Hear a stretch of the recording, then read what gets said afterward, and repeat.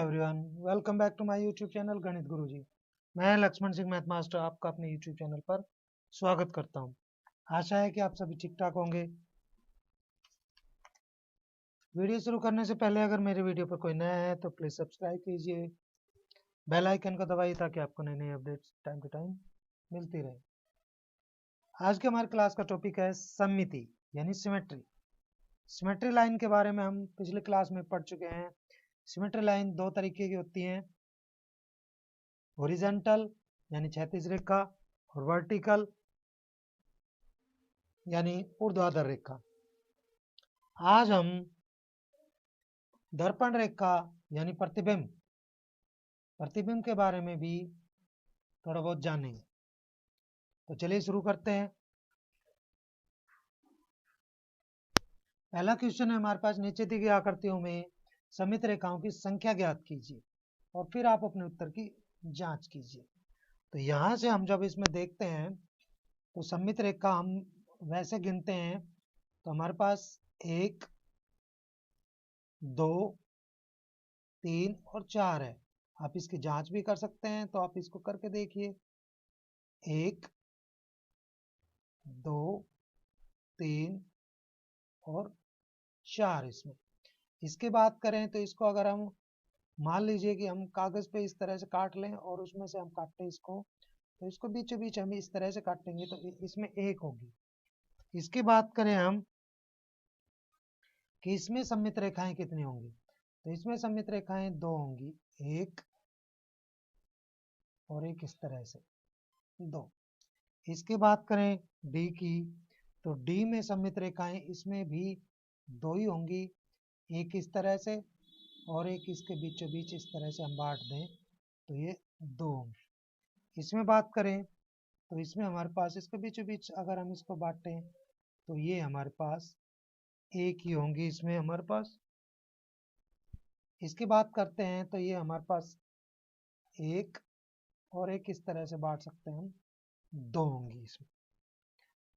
उसके बाद है हमारे पास नीचे दी गई आरेखण यानी ग्राफ को वर्गांकित पेपर पर ड्रॉ कीजिए और प्रत्येक को पूरा कीजिए जिससे प्राप्त बिंदुओं में 2 बिंदुकित रेखाएं सममित रेखाओं के रूप में हो। तो आपको एक क्षैतिज रेखा यानी ये ऊर्ध्वाधर रेखा और एक क्षैतिज रेखा को इसको पूरा करना है। तो आप क्या करेंगे कि इसको ज्वाइन कराइए इस तरह से,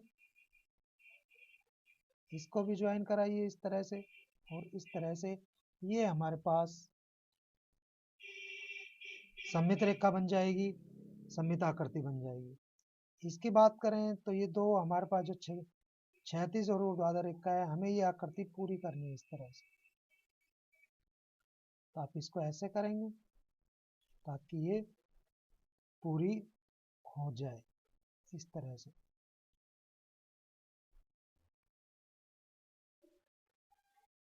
ये इस तरह से हमारे पास पूरी हो जाएगी। इसको इस तरह से हम इसको पूरा कर लेंगे, ये आकृति पूरी हो जाएगी। इसकी बात करें तो इसमें भी हमें क्षैतिज और ऊर्ध्वाधर को पूरा करना है।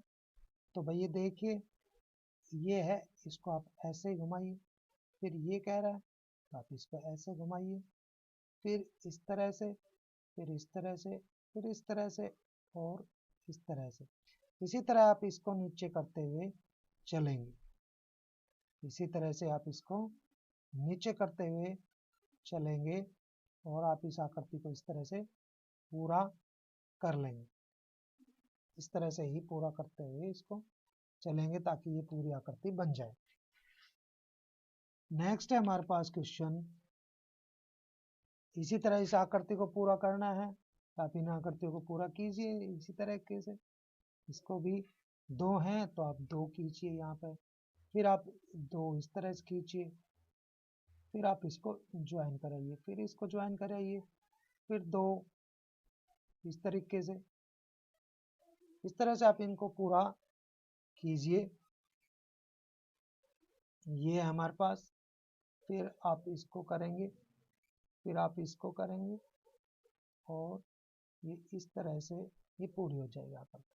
आप इन पर ट्राई कीजिए, आप इनको आकृति को पूरा कीजिए। आपने इस आकृति को कैसे पूरा किया तो आप बताइए हमें कि हमने इनके जो खाने हैं, ये ब्लॉक्स हैं, इनको काउंट कर करके हमने इसको पूरा किया। नीचे दी गई आकृति में प्रत्येक आकृति में अंग्रेजी वर्णमाला के अक्षरों को ऊर्ध्वाधर रेखा के साथ साथ दिखाया गया है। तो दर्पण रेखा में प्रतिबिंब लीजिए, बताइए कौन सा अक्षर परावर्तन के बाद यानी दर्पण रेखा में कैसा दिखाई देगा। अगर वो वापस हम देखते हैं, जैसे हमारा चेहरा दिखाई देता है कि हमारा जो लेफ्ट है वो हमें लेफ्ट और राइट हमें कैसे दिखाई देता है। अगर हम यूँ देखें तो हमारा जो दर्पण में हम अपने प्रतिबिंब देखते हैं तो कैसा दिखाई देता है। ए को देखेंगे तो हमारा ए ऐसा ही दिखाई देगा। बी को देखोगे आप तो बी का इस तरह से दिखाई देगा ये बी को। इसी तरह ओ को देखेंगे तो ओ हमारा ओ ही दिखाई देगा। ई की बात करें हम तो ई हमारा इस तरह से दिखाई देगा। एम की बात करें हम तो एम हमारा एम की तरह ही दिखाई देगा। एन की बात करें हम तो एन हमारा इस तरह से दिखाई देगा, आप जब देखेंगे। इसी तरह पी की बात करें हम तो पी हमारा किस तरह दिखाई देगा। पी मान लीजिए ऐसे है तो पी हमें ऐसे दिखाई देगा। एच की बात करें तो एच है, एच ऐसे दिखाई देगा। एल की बात करें तो एल हमें ऐसे दिखाई देगा। टी की बात करें तो टी हमें ऐसे दिखाई देगा। एस की बात करते हैं तो एस हमें ऐसे दिखाई देगा। वी की बात करें हम तो वी ऐसे दिखाई देगा। एक्स की बात करें तो एक्स भी ऐसे ही दिखाई देगा। यानी हमें दर्पण रेखा में आप अपने आस एक कागज पर लिखकर भी आप अपने आपके घर पे मिरर जो है उसको ऐसे खड़ा करके उसमें आप देख सकते हैं। इसका प्रयास कीजिए, क्वेश्चंस अच्छी तरह आपको समझ में आ जाएंगे। फिर भी आपको कोई क्वेश्चन नहीं आता है कमेंट बॉक्स में लिख, उसका सोल्यूशन आपको जरूर मिलेगा। मेरे वीडियो पर कोई नया है तो प्लीज सब्सक्राइब कीजिए, बेल आइकन को दबाइए ताकि आपको नई नई अपडेट टाइम मिलते रहे। वीडियो के अंत तक बने रहने के लिए आप सभी का धन्यवाद। Thank you.